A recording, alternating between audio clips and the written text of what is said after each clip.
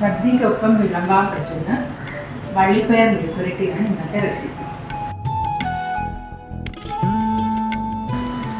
എണ്ണ 2 table spoon, കടുക് 1 teaspoon.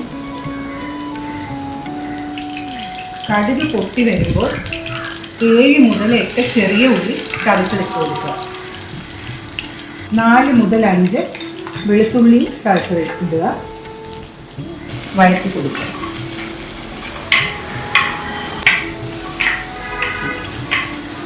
കുറച്ചൊന്ന് ഉള്ളി വാടി വരുമ്പോൾ കുറച്ച് കറിവേപ്പിലയും കൂടെ ഇടുക.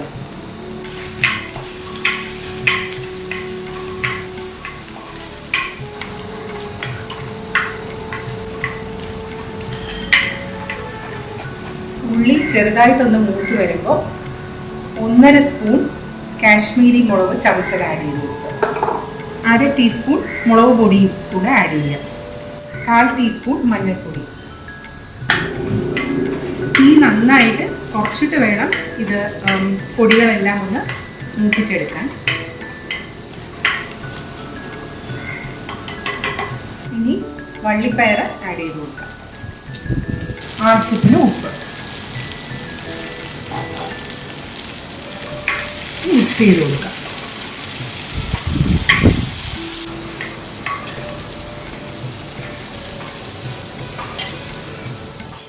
അടച്ചു വെച്ച് വേവിക്കാം.